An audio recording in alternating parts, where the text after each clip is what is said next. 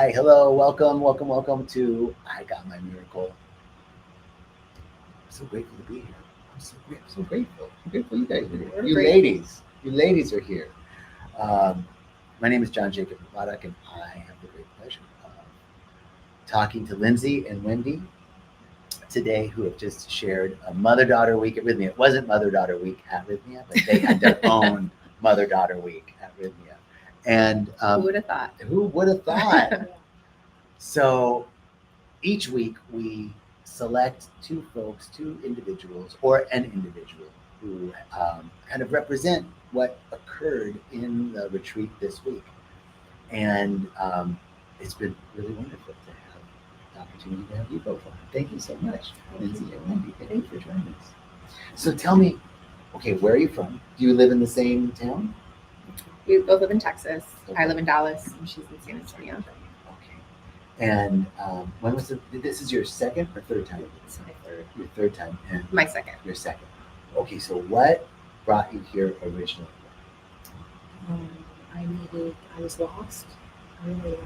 Really not happy in life. I forgot to turn one thing on. Hi, can you hear us?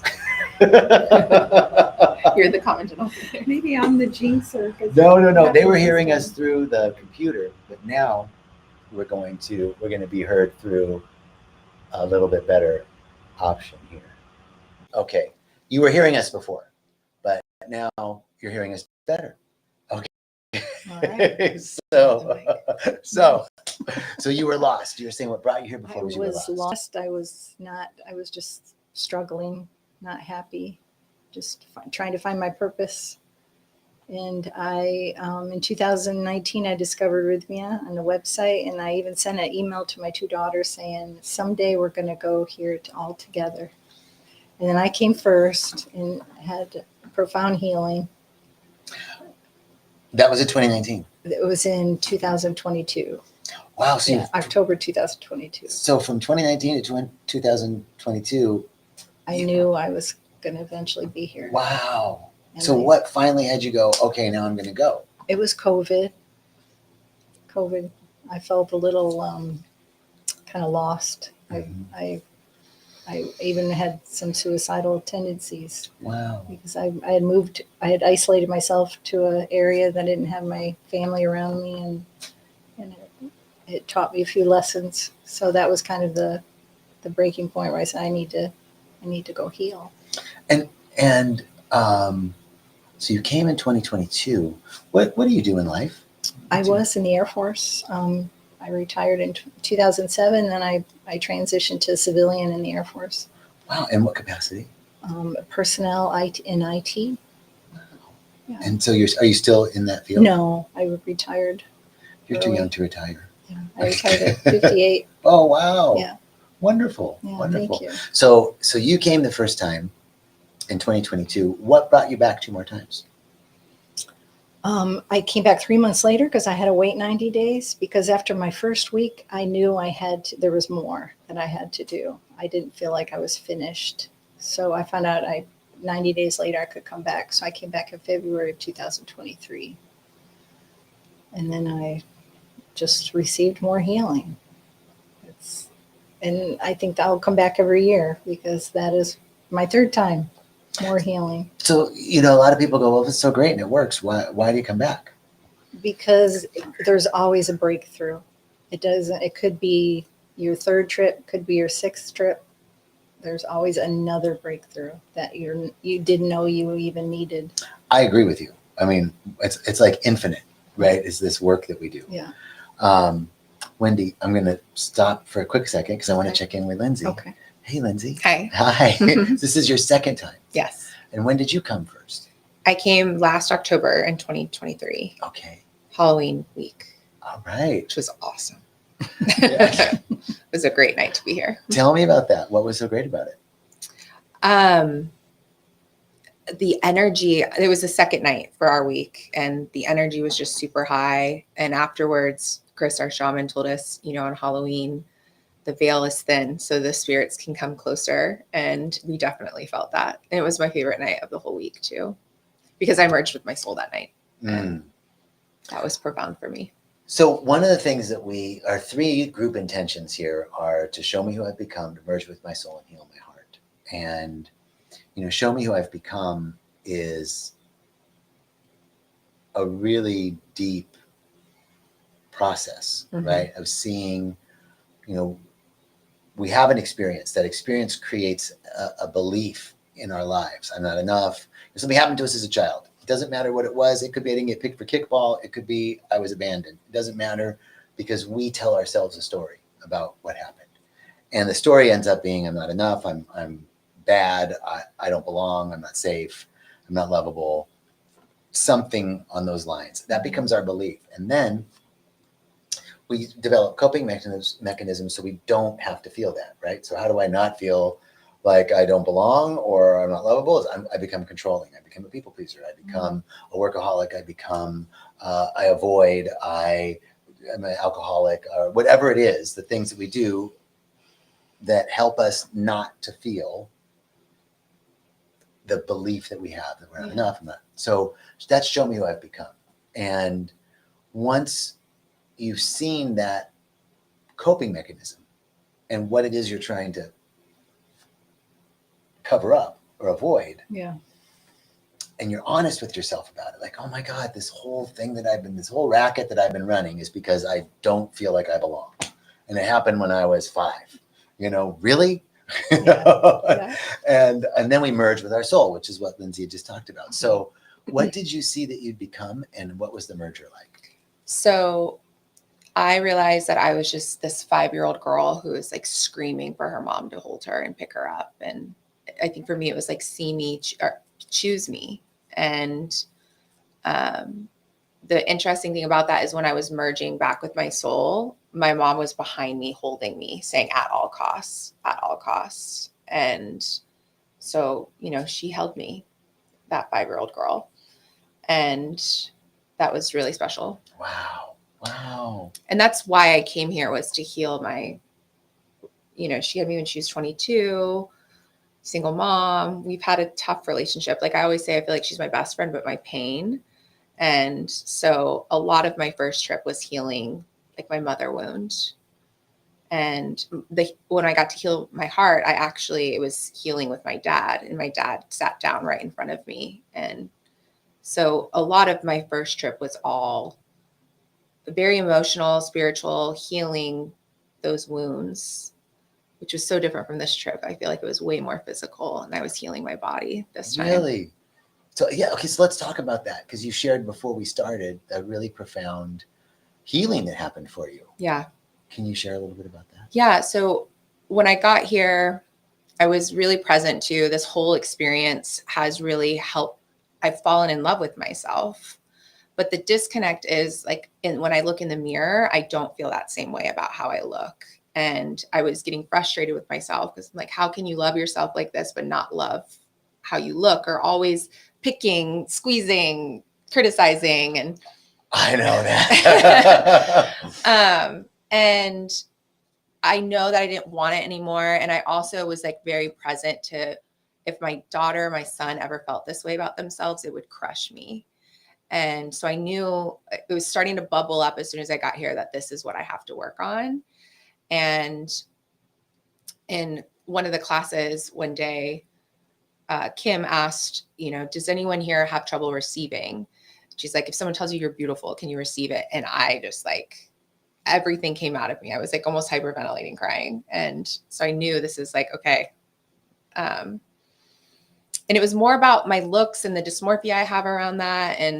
But on the medicine one night, it was coming up that in my 20s, I suffered from a really bad eating disorder. I was bulimic for years and went to recovery for it, recovered from it. And when I had kids, it was kind of like wiped from me. Like I don't even think about it anymore.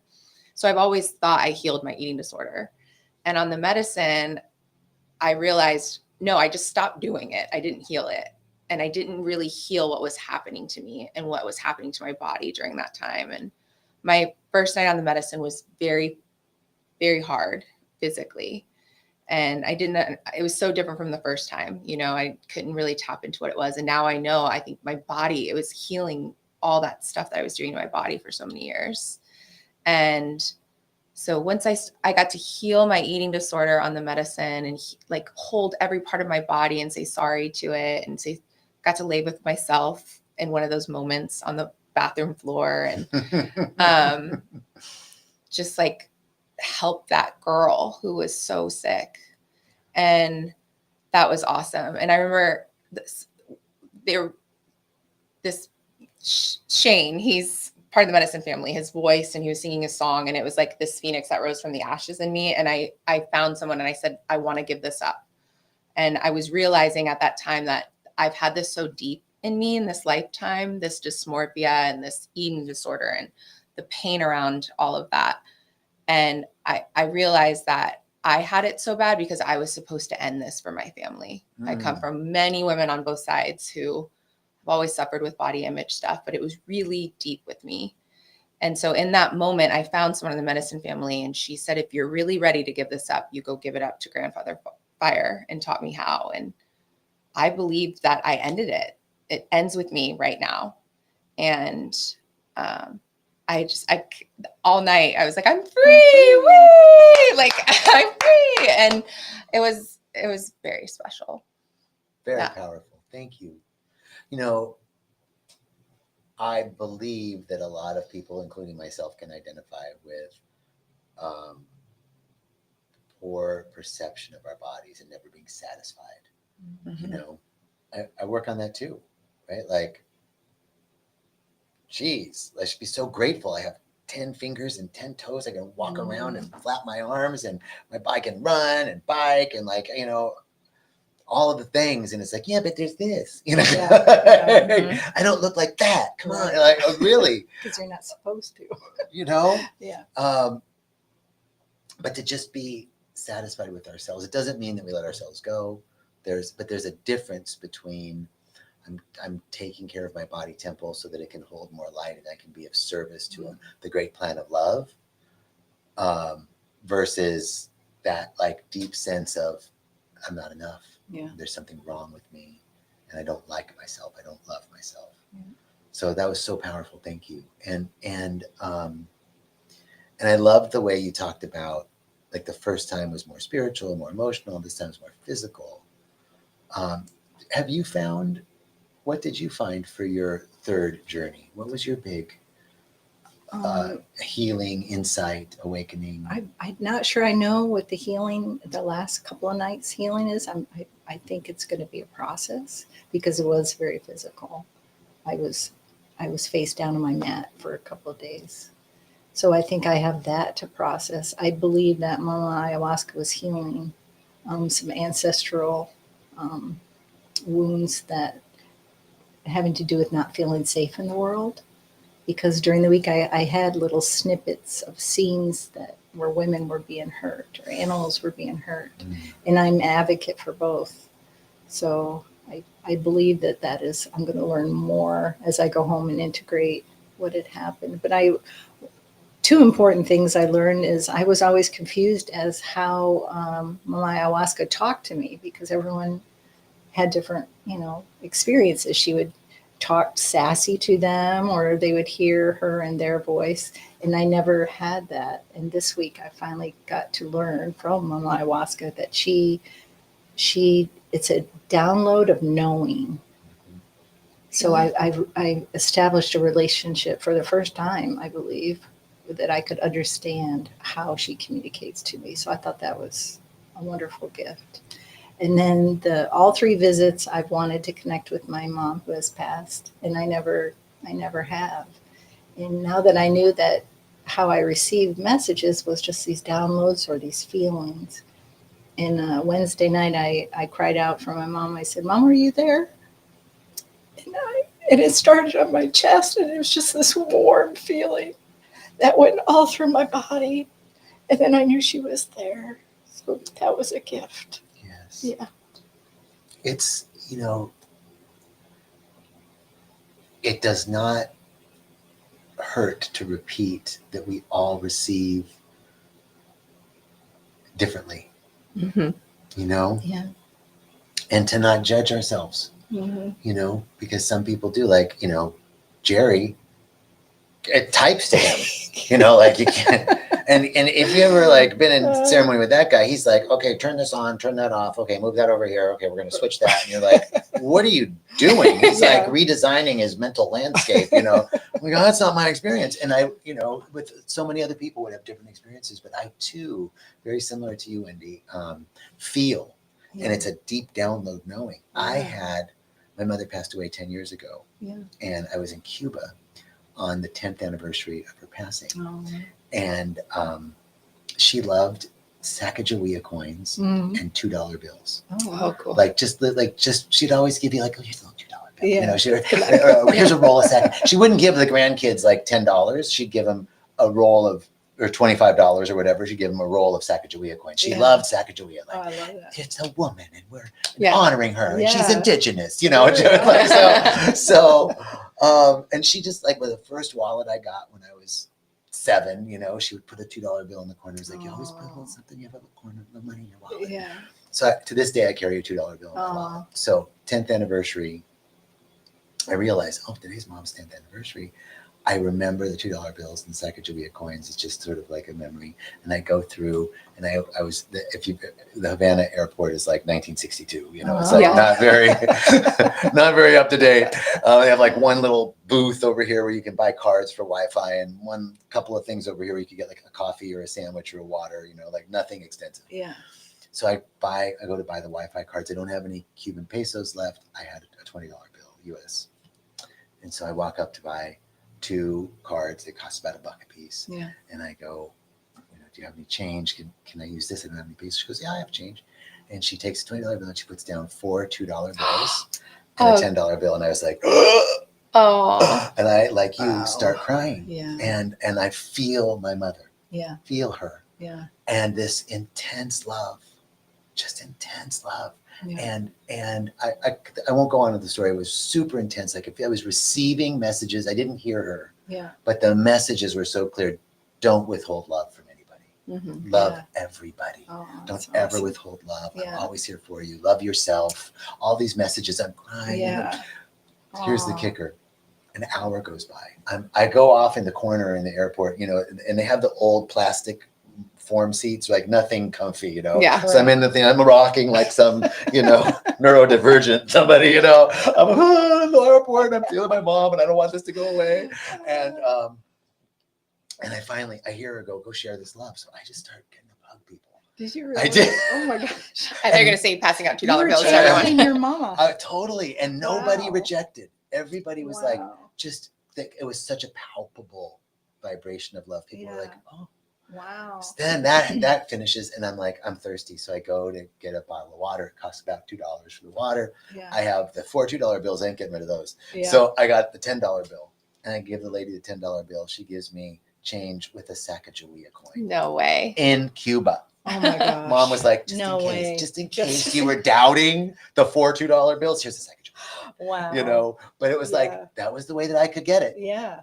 They'll speak to us in the way that we can get it. Most definitely. Yeah. So, without the expectation. Once you release the expectation, right, you can receive. Yeah. And I think it's cool that she finally felt her mom, like while we're doing this together too. Yes. Like mother-daughter thing total together. Generational. Mm-hmm.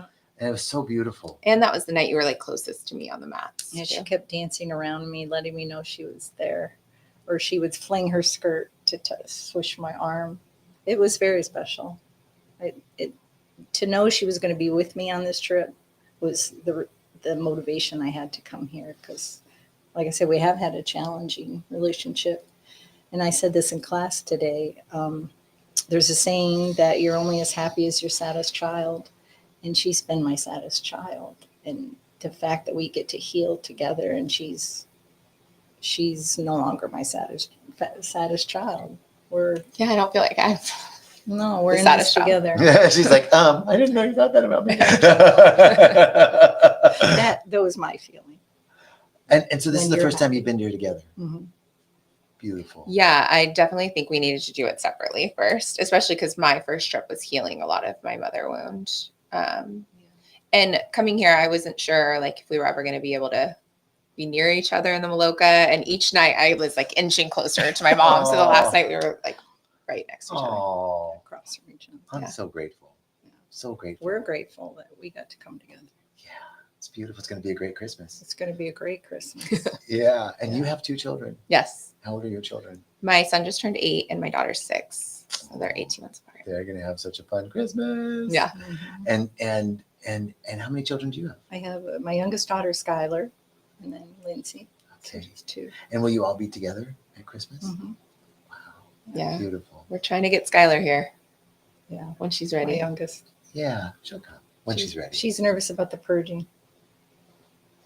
You'll have that. Anybody out there nervous about the purging? Don't worry about it. No, truly. It's like in the beginning, it's like, oh my God, I can't even stand the sound of vomiting. By the end of the week, you're like, Liberation. It's healing. It's so beautiful. It's like an orchestra. Yes. You know? Yeah. You cheer each other Right. on. Oh, you're healing. You know? Oh, beautiful. Yeah. Lindsay, Wendy, thank you so much Thank you. for coming back. Thank you for agreeing to do I Got My Miracle. Thank you. And thank you for doing this work because it truly makes a difference in every way and in the greater fabric of life. Thank you Yeah. so much. We Thank appreciate you. it. Going for deeper on the serving. medicine is great. We're going to be back. Yay. Yeah. All right. See you next year. Okay. I'll be here. Hopefully you'll come see us too. Thank you so much for joining us. Have a beautiful Saturday and happy holidays. Yeah, it's Christmas time. I know.